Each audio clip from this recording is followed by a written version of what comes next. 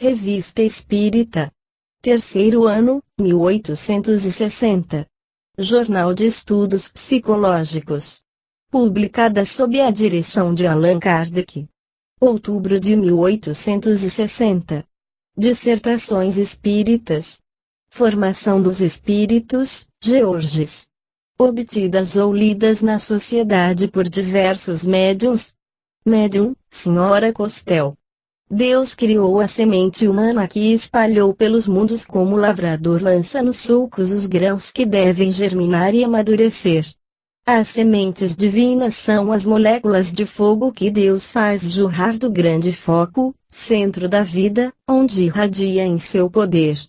As moléculas são para a humanidade o que os germes das plantas são para a terra, elas se desenvolvem lentamente, e não amadurecem senão depois de longas permanências no planeta-mãe, aqueles onde se formam e começam as coisas.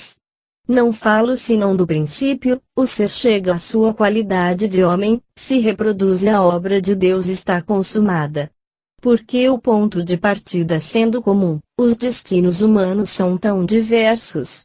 Porque uns nascem num meio civilizado, os outros num estado selvagem. Qual é, então, a origem dos demônios? Retomemos a história do espírito e sua primeira eclosão. Apenas formadas as almas, hesitantes e balbuciantes, estão por toda a parte livres para penderem do bom ou do mau lado. Desde que viveram, os bons se separam dos maus. A história de Abel é ingenuamente verdadeira. As almas ingratas, apenas saídas das mãos do Criador, persistem na revolta do crime, então, durante a sucessão dos séculos, elas erram, prejudicando os outros e, sobretudo, a si mesmas, até que o arrependimento as toque, o que ocorre infalivelmente. Portanto, os primeiros demônios são os primeiros homens culpados.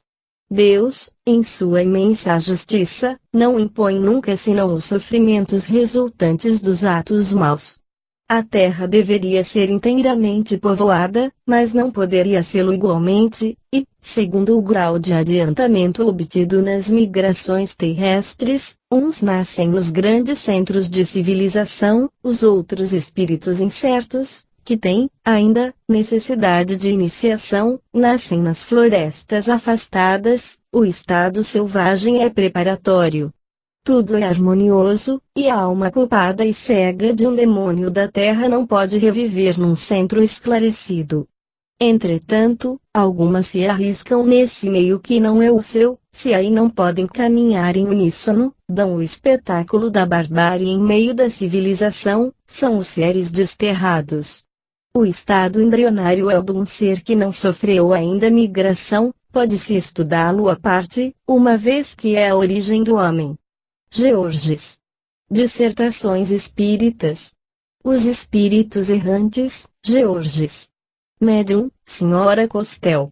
Os espíritos são divididos em várias categorias. Primeiro, os embriões que não têm nenhuma faculdade distinta, flutuam no ar, como os insetos que se veem turbilhonar num raio de sol, volteiam sem objetivo, e estão encarnados sem escolherem, tornam-se seres humanos ignorantes e grosseiros.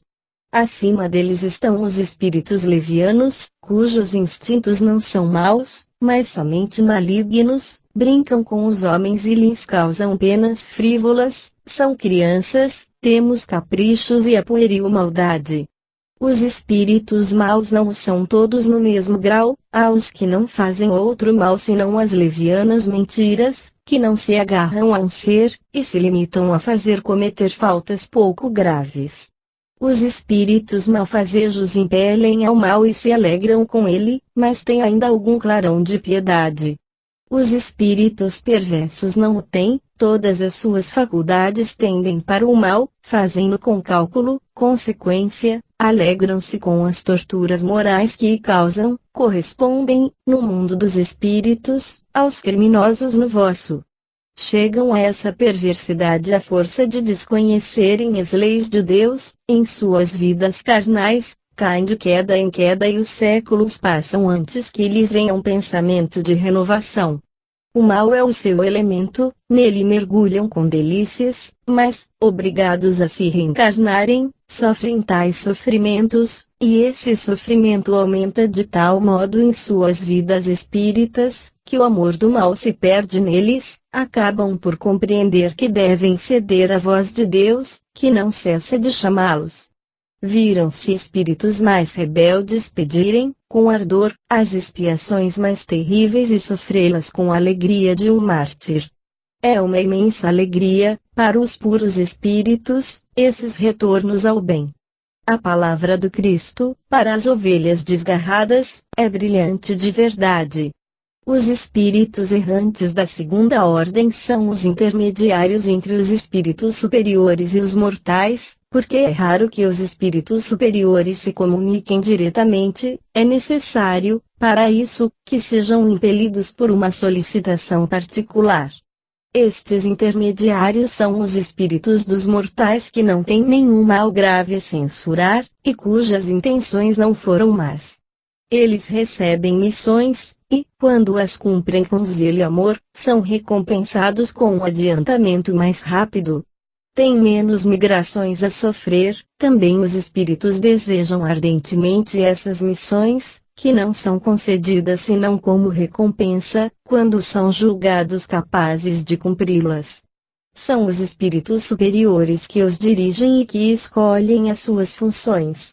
Os espíritos superiores não o são todos no mesmo grau, se estão dispensados das migrações em vossos mundos, não o estão das condições de adiantamento nas esferas mais elevadas. Enfim, não há nenhuma lacuna no mundo visível e invisível, uma ordem admirável proveu a tudo, nenhum ser é ocioso ou inútil, todos concorrem, na medida de suas faculdades, para a perfeição da obra de Deus, que não tem nem fim nem limite. Georges. Dissertações Espíritas. O castigo, Georges. Médium, Sra. Costel.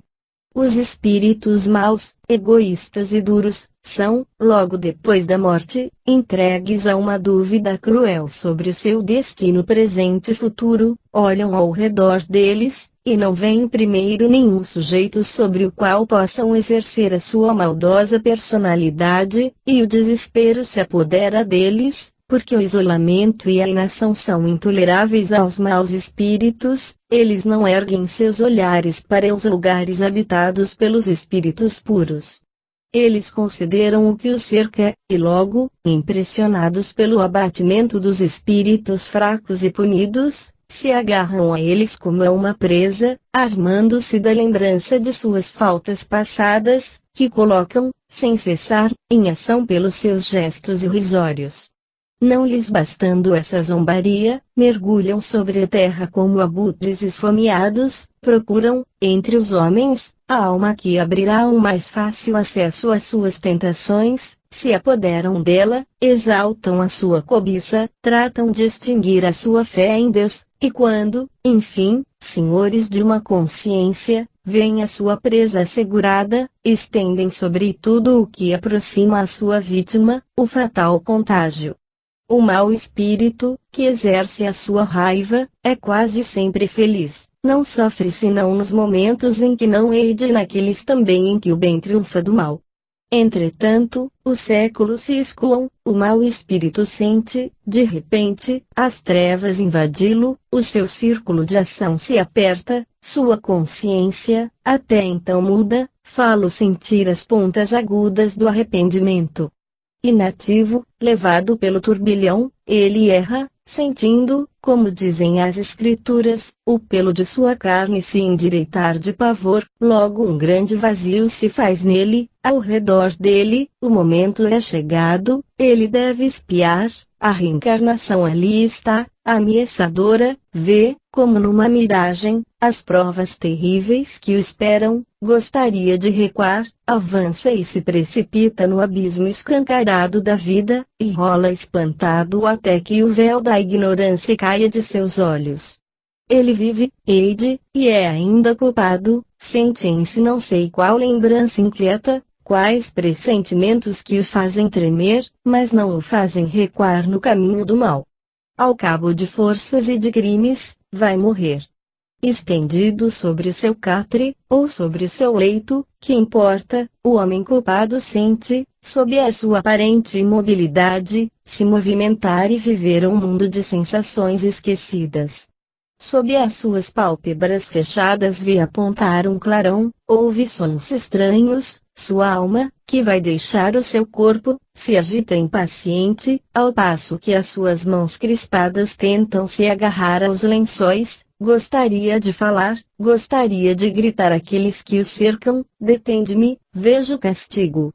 Não pode, a morte se fixa sobre os seus lábios pálidos, e os assistentes dizem, estou em paz. Entretanto, ele ouve tudo, flutua ao redor de seu corpo que não gostaria de abandonar, uma força secreta o atrai, vê, e reconhece o que já viu. Desvairado, se lança no espaço onde gostaria de se esconder. Não mais de retiro, não mais de repouso. Outros espíritos lhe devolvem o mal que fez, e castigado, escarnecido, confuso, a seu turno, ele erra e errará até que o divino clarão se insinue em seu endurecimento e o ilumine, para mostrar-lhe o Deus vingador, o Deus triunfante de todo o mal, que não poderá apaziguar senão a força de gemidos e de expiações. Georges. Nota. Jamais quadro mais eloquente, mais terrível e mais verdadeiro, foi traçado quanto à sorte do mal, pois, necessário recorrer à fantasmagoria das chamas e das torturas físicas. Dissertações Espíritas. Marte, Georges. Médium, Sra. Costel. Marte é um planeta inferior à Terra da qual é um esboço grosseiro, não é necessário habitá-lo. Marte é a primeira encarnação dos demônios mais grosseiros, os seres que o habitam são rudimentares, têm a forma humana, mas sem nenhuma beleza, têm todos os instintos do homem sem o enobrecimento da bondade. Entregues às necessidades materiais, eles bebem, comem, lutam, se unem carnalmente. Mas como Deus não abandona nenhuma de suas criaturas, no fundo das trevas de sua inteligência latente, o vago conhecimento de si mesmo, mais ou menos desenvolvido. Esse instinto basta para torná-los superiores uns aos outros, e preparar a sua eclosão para uma vida mais completa. A sua é curta, como a dos efêmeros. Os homens, que não são senão matéria, desaparecem depois de uma curta duração. Deus tem horror ao mal, e não o tolera senão como servindo de princípio ao bem, abrevia o seu reino e a ressurreição triunfa dele. Neste planeta a terra é árida, pouca verdura, uma folhagem sombria que a primavera não rejuvenesce, um dia igual e cinza, o sol, apenas aparente, nunca prodigaliza suas festas, o tempo escoa monótono, sem as alternativas e as esperanças das estações novas, não há inverno, não há verão. O dia, mais curto, não se mede do mesmo modo, a noite reina mais longa. Sem indústrias, sem invenções, os habitantes de Marte gastam sua vida para a conquista de seu alimento. Suas moradias grosseiras, baixas como o covil de feras, são repelentes pela incúria e pela desordem que aí reinam. As mulheres lançam-se sobre os homens, mais abandonadas, mais famélicas, não são senão suas mulheres. Elas têm apenas o sentimento maternal, colocam-o no mundo com facilidade, sem nenhuma angústia, alimentam e guardam suas crianças junto delas até o completo desenvolvimento de suas forças, e as repelem sem remorso, sem uma lembrança. Eles não são canibais, suas contínuas batalhas não têm por objetivo senão a posse de um terreno mais ou menos abundante em caça. Caçam em planícies intermináveis. Inquietos e imóveis como os seres desprovidos de inteligência, se deslocam sem cessar. A igualdade de sua estação, por toda a parte a mesma, comporta por consequência as mesmas necessidades e as mesmas ocupações, há pouca diferença entre os habitantes de um hemisfério a outro. A morte não tem para eles nem terror nem mistério, consideram somente como a podridão do corpo que queimam imediatamente. Quando um desses homens vai morrer, ele é logo abandonado e sozinho, estendido, pensa pela primeira vez, um vago instinto se apodera dele, como a andorinha advertida de sua próxima migração, ele sente que tudo não está acabado, que vai recomeçar alguma coisa desconhecida. Ele não é bastante inteligente para supor, temer ou esperar, mas calcula às pressas suas vitórias ou seus defeitos, pensa no número de animais que abateu, e se regozija ou se aflige segundo os resultados obtidos. Sua mulher, eles não têm mais que uma cada vez, mas podem mudar tanto quanto lhes sejam conveniente, agacha-se sobre o limiar da porta, lança pedras no ar, quando formam um pequeno montículo, ela julga que tempo decorreu e se arrisca a olhar no interior, se suas previsões estão realizadas, se o homem está morto, ela entra sem um grito, sem uma lágrima, despojo das peles de animais que o envolve. E vai friamente advertir seus vizinhos que carreguem o corpo e o queimem, apenas resfriado. Os animais, que suportam por toda parte o reflexo humano, são mais selvagens, mais cruéis que por toda parte alhures. O cão e lobo não são senão uma mesma espécie, e sem cessarem em luta com o homem, se entregam a combates obstinados. Aliás, menos numerosos, menos variados sobre a terra, os animais são o resumo de si mesmos. Os elementos têm a cólera cega do caos, o mar furioso separa os continentes sem navegação possível, o vento ruge e curva as árvores até o solo. As águas submergem as terras ingratas que elas não fecundam.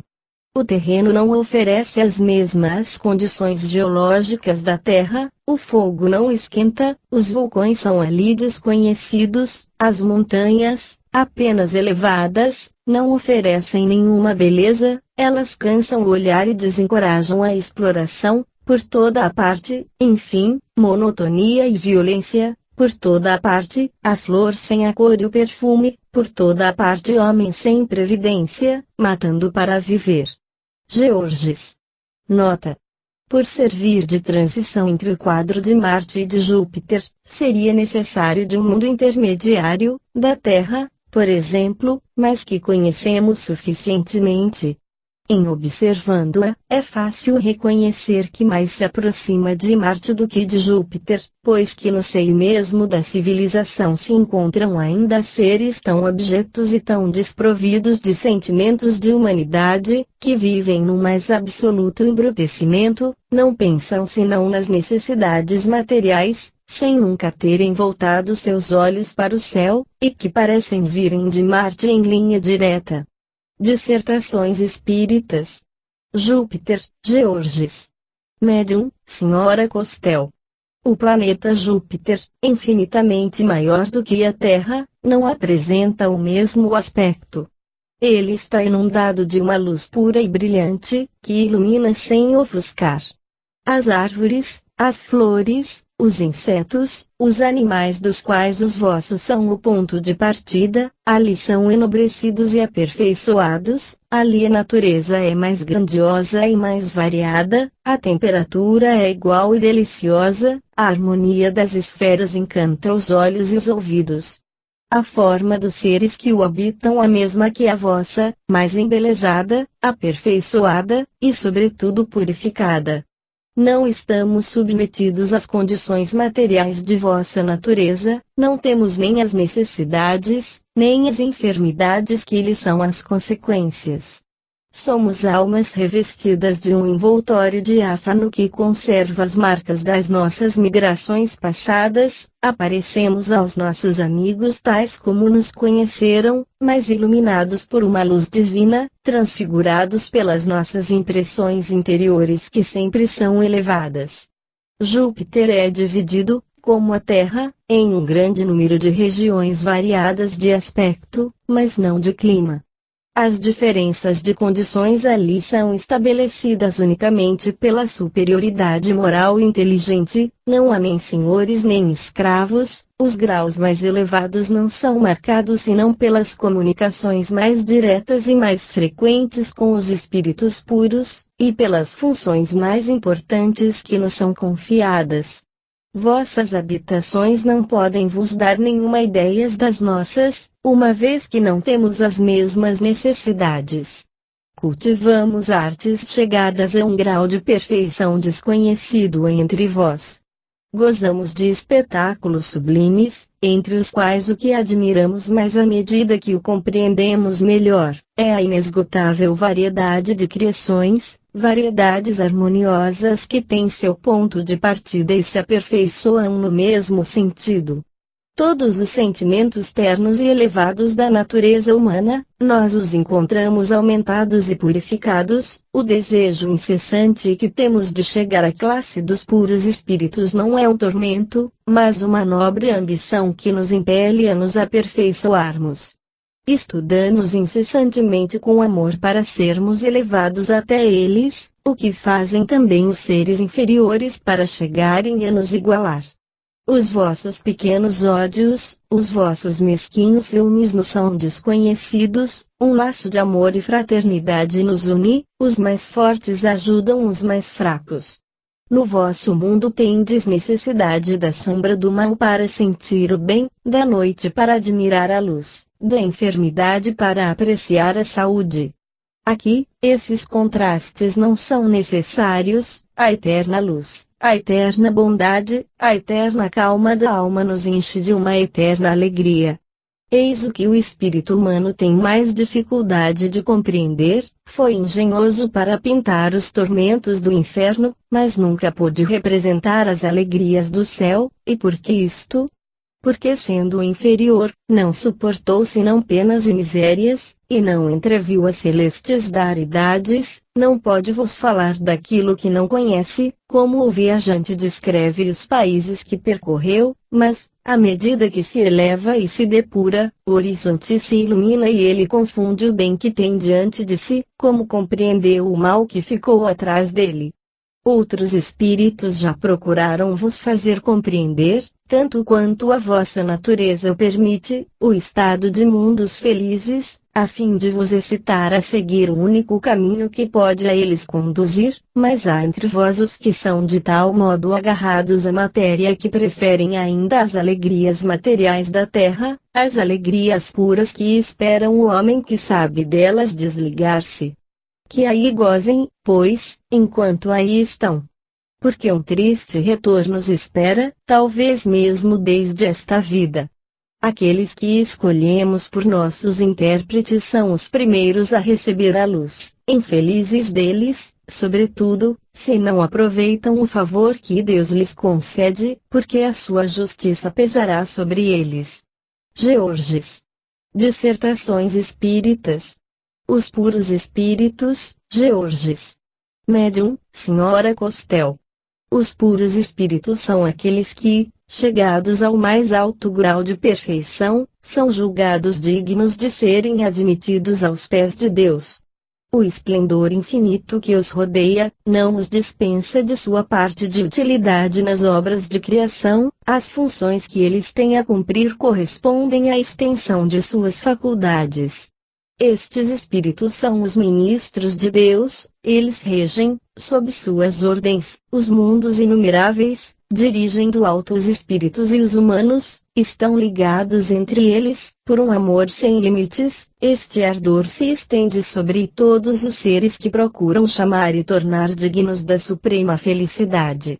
Deus irradia sobre eles, ele transmite as suas ordens, eles o veem sem serem oprimidos por sua luz.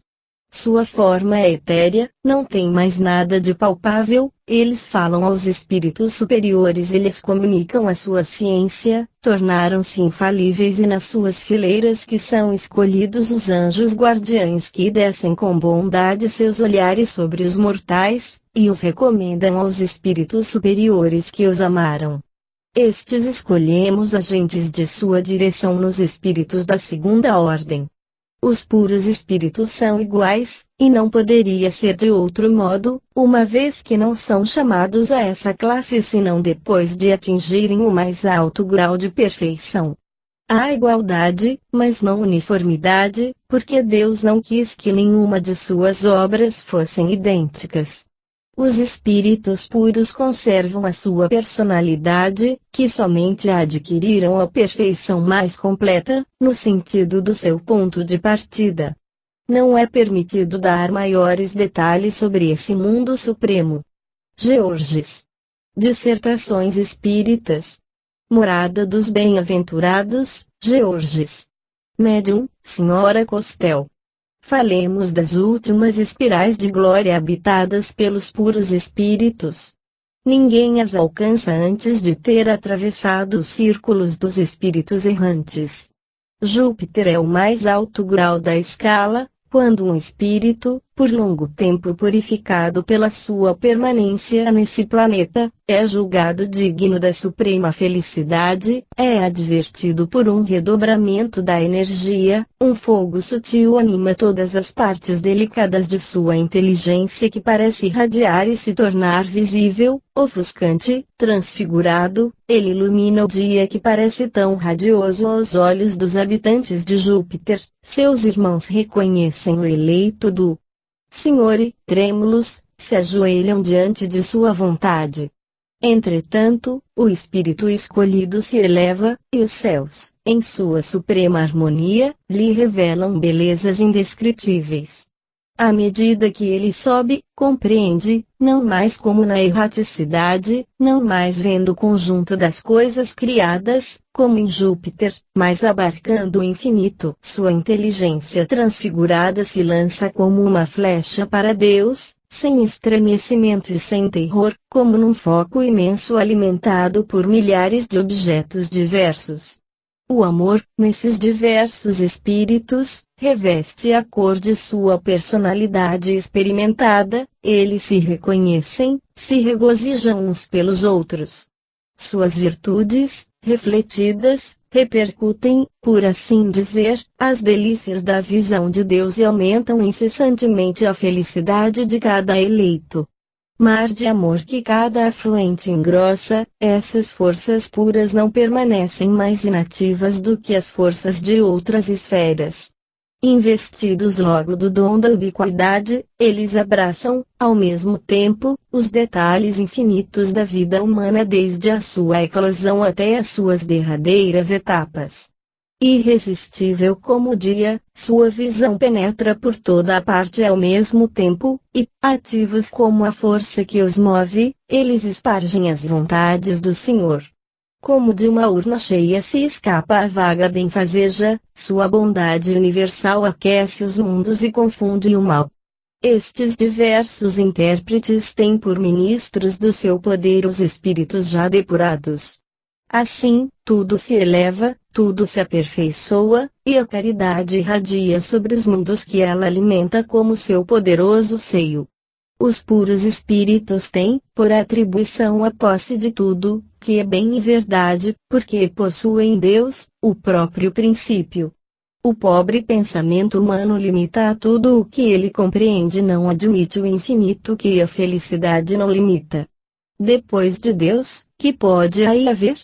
Deus ainda, Deus sempre, o viajante vê os horizontes sucederem aos horizontes e um não é senão o começo do outro, assim o infinito se desenrola incessantemente. A alegria mais imensa dos puros espíritos é precisamente essa extensão tão profunda quanto a própria eternidade. Não se pode descrever uma graça, uma chama, um raio, não posso descrever os puros espíritos. Mais vivos, mais belos, mais brilhantes que não o são as imagens mais etéreas, uma palavra resume seu ser, seu poder e suas alegrias, amor. Enchei desta palavra os espaços que separa a terra do céu e não tereis ainda senão a ideia de uma gota d'água no mar. O amor terrestre, por grosseiro que seja, só pode vos fazer conhecer a sua divina realidade. Georges. Dissertações Espíritas. A reencarnação, Zeno. Pelo Sr. de Grande Boulogne, médium. A. na doutrina da reencarnação, uma economia moral que não escapa à tua inteligência. Só a corporeidade sendo compatível com os atos de virtude, estes atos sendo necessários ao adiantamento do espírito, este deve raramente encontrar, numa só existência, as circunstâncias necessárias à sua melhoria acima da humanidade. Estando admitido que a justiça de Deus não pode se misturar com as penas eternas, a razão deve concluir pela necessidade de um período de tempo durante o qual o espírito examina o seu passado, forma suas resoluções para o futuro, 29 de uma existência nova em harmonia com o adiantamento desse espírito. Não falo de suplícios, algumas vezes terríveis, aos quais são condenados certos espíritos durante o período da erraticidade, eles respondem de uma parte pela enormidade da falta, de outra pela justiça de Deus. Isto é dito bastante para dispensar e dar detalhes que encontrará, aliás, no estudo das evocações. Retornando às reencarnações, delas compreenderás a necessidade por uma comparação vulgar, mas impressionante de verdade. Depois de um ano de estudos, que ocorre ao jovem colegial? Se progredir, passa para uma classe superior, se permaneceu imóvel na sua ignorância, ele recomeça a sua classe. Vai mais longe, supõe faltas graves, ele é expulso, pode errar de colégio em colégio, pode ser expulso da universidade, e pode ir da casa de educação para a casa de correção. Tal é a imagem fiel da sorte dos espíritos, e nada satisfaz mais completamente a razão. Quer-se escavar mais profundamente a doutrina? Ver-se-á o quanto, nestas ideias, a justiça de Deus parece mais perfeita e mais conforme às grandes verdades que dominam a nossa inteligência. No conjunto, como nos detalhes, há alguma coisa de tão surpreendente que o espírito nelas iniciado pela primeira vez está como iluminado. E as censuras murmuras contra a providência, e as maldições contra a dor, e o escândalo do vício feliz em face da virtude que sofre, e a morte prematura da criança, e, numa mesma família, encantadoras qualidades dando, por assim dizer, a mão a uma perversidade precoce, e as enfermidades que datam do berço, e a diversidade infinita dos destinos, seja entre os indivíduos, seja entre os povos, problemas não resolvidos até este dia. Enigmas que fizeram duvidar da bondade quase da existência de Deus, tudo isso se explica ao mesmo tempo. Um puro raio de luz se estende sobre o horizonte da filosofia nova, e no seu quadro imenso, se agrupam harmoniosamente todas as condições da existência humana. As dificuldades se nivelam, os problemas se resolvem, e os mistérios impenetráveis até este dia se resumem e se explicam nesta única palavra, reencarnação. Eu li em teu pensamento, caro cristão, tu dizes, eis, desta vez, uma verdadeira heresia. Não mais, meu filho, do que a negação da eternidade das penas. Nenhum dogma prático é contraditório com esta verdade. O que é a vida humana? O tempo durante o qual o espírito permanece unido a um corpo. Os filósofos cristãos, no dia marcado por Deus, não terão nenhuma dificuldade de dizer que a vida é múltipla. Isso não acrescenta e nem muda nada em vossos deveres. A moral cristã permanece de pé, e a lembrança da missão de Jesus plana sempre sobre a humanidade. A religião nada tem a temer desse ensinamento, e não está longe o dia em que seus ministros abrirão os olhos à luz, reconhecerão, enfim, na revelação nova, os recursos que, do fundo das suas basílicas, eles imploram do céu. Creem que a sociedade vai perecer, ela vai ser salva. Zeno. Dissertações Espíritas. O Despertar do Espírito, Georges. Médium, Sra. Costel. Quando o homem deixa seu despojo mortal, ele sente um espanto e um ofuscamento que o mantém algum tempo indeciso sobre seu estado real, não sabe se está morto ou vivo, e as suas sensações, muito confusas, precisam um longo tempo para clarearem.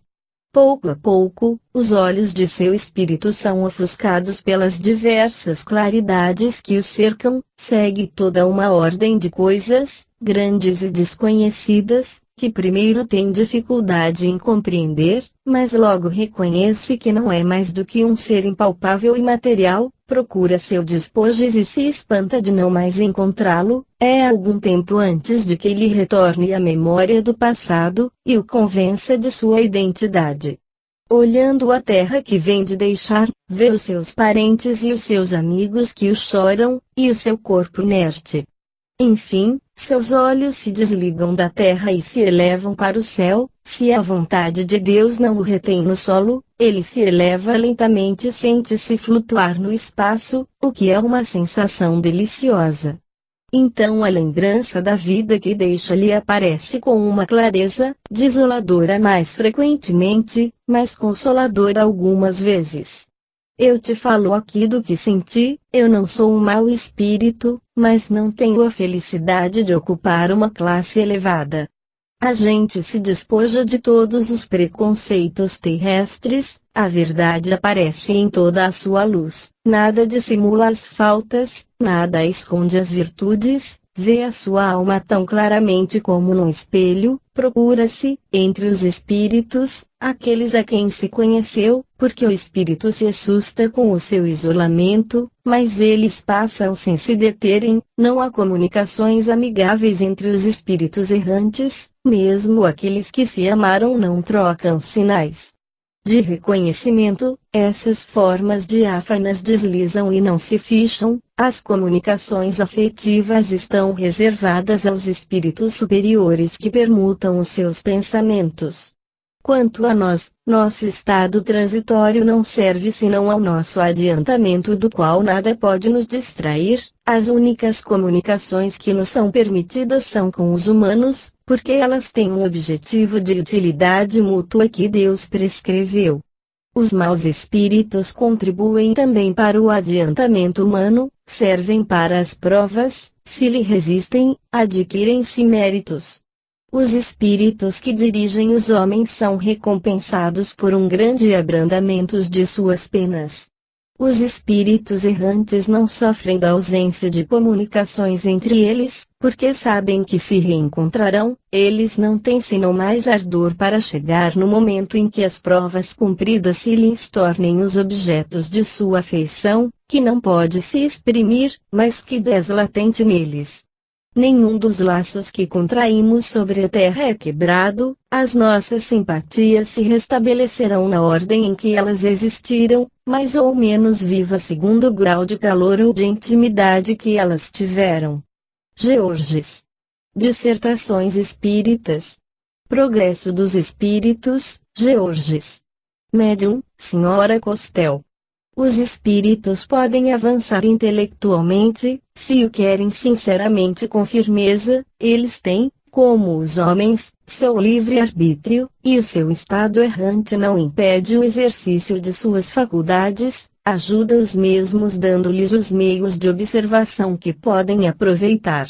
Os maus espíritos não são fatalmente condenados a permanecer como tais, podem se melhorar, mas o querem raramente, porque lhes falta discernimento, encontram uma espécie de prazer malsão no mal que fazem. Para que eles retornem ao bem, é necessário que sejam violentamente atingidos e punidos, porque seus cérebros tenebrosos não se esclarecem senão pelo castigo. Os espíritos fracos não fazem o mal por prazer, mas não avançam, são retidos pela sua própria fraqueza, e por uma espécie de entorpecimento que paralisa suas faculdades, vêm sem saber onde, o tempo passa sem que o meçam, interessam-se pouco pelo que vem, e disso não tiram proveito ou com isso se revoltam. É necessário ter chegado a um certo grau de adiantamento moral para poder progredir no estado de erraticidade. Também esses pobres espíritos escolhem frequentemente muito mal as suas provas, eles procuram, sobretudo, estar o melhor possível na sua vida carnal, sem muito se inquietar do que se lhe sucederá além dela. Esses espíritos fracos aspiram ardentemente à encarnação, não para se depurarem, mas para viverem ainda. Os seres que cumpriram muitas migrações são mais experientes do que os outros, cada uma de suas existências depositou neles uma soma de conhecimento mais considerável, eles viram e retiveram, são menos ingênuos do aqueles que estão próximos de seu ponto de partida. Os espíritos que partiram da Terra, nela reencarnam mais frequentemente do que por toda a parte alhures, porque a experiência que adquiriram nela é mais aplicável. Eles não visitam quase nada os outros mundos senão antes ou depois de seu aperfeiçoamento. Em cada planeta, as condições de existência são diferentes, porque Deus é inesgotável na variedade de suas obras, todavia, os seres que os habitam obedecem às mesmas leis de expiação, e tendem todos para o mesmo objetivo de completa perfeição. Georges. Dissertações Espíritas. A caridade material e a caridade moral, irmã Rosalie. Médium, Senhora de B. Amemo-nos uns aos outros e façamos a outrem o que gostaríamos que nos fizessem. Toda a religião, toda a moral se encontram encerradas nestes dois preceitos. Se fossem seguidos neste mundo, seríamos todos perfeitos, não mais de ódio, não mais ressentimentos, eu diria mais ainda, não mais de pobreza, porque do supérfluo da mesa de cada rico, muitos pobres se alimentariam, e não veríeis mais, nos sombrios bairros que habitei durante a minha última encarnação, pobres mulheres arrastando atrás delas miseráveis crianças com falta de tudo. Ricos, pensai um pouco nisso, ajudai com o vosso melhor os infelizes, dai, porque Deus vos torna um dia o bem que fizeres, porque encontrareis um dia, ao sair de vosso envoltório terrestre, um cortejo de espíritos reconhecidos que vos receberão no limiar de um mundo mais feliz. Se pudesseis saber a alegria que senti reencontrando lá no alto aqueles que favoreci na minha última vida.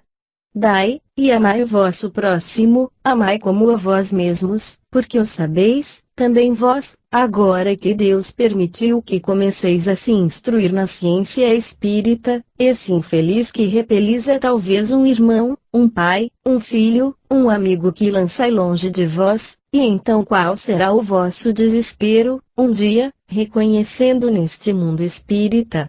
Desejo que compreendais bem o que pode ser a caridade moral, aquela que cada um pode praticar, aquela que não custa nada de material, e, entretanto, aquela que é a mais difícil de se pôr em prática. A caridade moral consiste em se suportar uns aos outros, e é o que menos fazeis, neste mundo em que estáis encarnados no momento. Sede, pois, caridosos, porque avançareis mais no bom caminho, sede humanos e suportai-vos uns aos outros. Há um grande mérito em saber se calar para deixar falar um mais tolo do que a gente, aí está um gênero de caridade. Saber ser surdo quando uma palavra zombeteira escapa de uma boca habituada a escarnecer, não ver o sorriso desdenhoso que acolhe a vossa entrada na casa de pessoas que, frequentemente erradas, se creem acima de vós, ao passo que, na vida espírita, a única real, eles estão disso algumas vezes bem longe, eis o mérito, não de humildade, mas de caridade, porque não notar os erros de outrem, eis a caridade moral. Passando junto de um pobre enfermo, o olhar com compaixão, tem sempre maior mérito do que o de lançar, com desprezo, o seu óbulo. Entretanto, não é necessário tomar essa figura ao pé da letra, porque essa caridade não deve impedir a outra, mas pensai, sobretudo, em não desprezar o vosso semelhante, lembrai-vos do que já vos disse, é necessário se lembrar que, sem cessar, no pobre rejeitado, talvez rejeitais um espírito que vos foi querido, e que se encontra, momentaneamente, numa posição inferior à vossa. Revi um desses pobres de vossa terra que pude, por felicidade, favorecer algumas vezes, a quem me ocorre agora a implorar por minha vez. Sede, pois, Caridosos, não sejais desdenhosos, sabei deixar passar uma palavra que vos fere, e não creiais que ser caridoso seja somente dar o material, mas também praticar a caridade moral. Eu vos repito, façais uma e a outra. Lembrai-vos que Jesus disse que somos irmãos, e pensai sempre nisto antes de repelir o leproso ou o mendigo. Eu retornarei ainda para vos dar comunicação mais longa, mas sou chamada. Adeus, pensai naqueles que sofrem, e orai. Irmã Rosalie. Dissertações Espíritas. A eletricidade do pensamento, Delfine de Girardin. Médium, Sra. Costel. Eu vos falarei do estranho fenômeno que se passa nas assembleias, qualquer que seja o seu caráter. Quero falar da eletricidade do pensamento, que se espalha, como por encanto, nos cérebros os menos preparados para recebê-las. Só esse fato deveria confirmar o magnetismo aos olhos dos mais incrédulos. Estou sobretudo impressionada com a coexistência dos fenômenos, e o modo pelo qual se confirmam uns e outros. Direis, sem dúvida, o Espiritismo os explica a todos, porque dá a razão dos fatos, até então relegados ao domínio da superstição. É necessário crer no que ele nos ensina, porque transforma a pedra em diamante, quer dizer, que eleva sem cessar as almas que se aplicam a compreendê-lo, e que lhes dá, sobre esta terra, a paciência para suportar os males, e lhes proporciona, no céu, a elevação gloriosa que aproxima do Criador. Retorno do ponto de partida, do qual me afastei um pouco, a eletricidade que une os espíritos dos homens reunidos, faz-los compreender a todos, ao mesmo tempo, a mesma ideia. Essa eletricidade será, um dia, empregada eficazmente entre os homens como já o é para as suas comunicações distantes. Eu vos indico esta ideia, desenvolvê-la-eis um dia, porque é muito fecunda. Conservai a calma em vossos trabalhos, e contai com a benevolência dos bons espíritos para vos assistir. Vou completar meu pensamento que permaneceu inacabado na minha última comunicação. Eu vos falei da eletricidade de pensamento, e disse que um dia ela seria empregada como é a sua irmã a eletricidade física. Com efeito, os homens reunidos libertam um fluido que lhes transmite, com a rapidez do raio, as menores impressões. Porque nunca se pensou empregar esse meio para descobrir um criminoso, por exemplo, ou para fazer as massas compreenderem as verdades da religião ou do espiritismo? Quando dos grandes processos criminais ou políticos, os assistentes dos dramas judiciais todos puderam constatar a corrente magnética que força, pouco a pouco, as pessoas mais interessadas em esconder o seu pensamento, a descobri-lo, a se acusar mesmo, não podendo mais suportar a pressão elétrica que fazia, apesar delas, jorrar a verdade, não de sua consciência, mas de seu peito, a parte essas grandes emoções. O mesmo fenômeno se reproduz para as ideias intelectuais que se comunicam de cérebro a cérebro. O meio, pois, está encontrado, trata-se de aplicá-lo, reunir, num mesmo centro, homens convencidos, ou homens instruídos, e opor-lhes a ignorância ou o vício. Estas experiências devem ser feitas conscientemente, e são mais importantes que os vãos debates feitos com palavras. Delfine de Girardin. Dissertações Espíritas. A hipocrisia, Lamennais. Médium, Sr. Didier Filho. Deveria haver, sobre a terra, dois campos bem distintos, os homens que fazem o bem abertamente e aqueles que fazem o mal abertamente. Ó bem! Não. O homem não é mesmo franco no mal, ele aparenta a virtude. Hipocrisia. Hipocrisia. Deusa poderosa, quantos tiranos elevaste? Quantos ídolos fizeste adorar? O coração do homem é verdadeiramente muito estranho, uma vez que pode bater estando morto, uma vez que pode amar em aparência a honra, a virtude, a verdade, a caridade. O homem, cada dia, se prosterna diante dessas virtudes, e cada dia ele falta com a palavra, cada dia despreza o pobre o Cristo, cada dia ele mente, cada dia ele é falso. Quantos homens parecem honestos pela aparência que frequentemente engana? Cristo chamava os sepulcros brancos, quer dizer, a podridão por dentro, o mármore por fora brilhando ao sol. Homem, tu pareces efetivamente com essa morada da morte, enquanto teu coração estiver morto, Jesus não o inspirará mais. Jesus, esta luz divina que não clareia exteriormente, mas que ilumina interiormente. A hipocrisia ou vício da vossa época, entendei-o bem, e quereis vos fazer grandes pela hipocrisia. Em nome da liberdade, vos engrandeceis, em nome da moral vos embruteceis, em nome da verdade, mentis. Lamenais.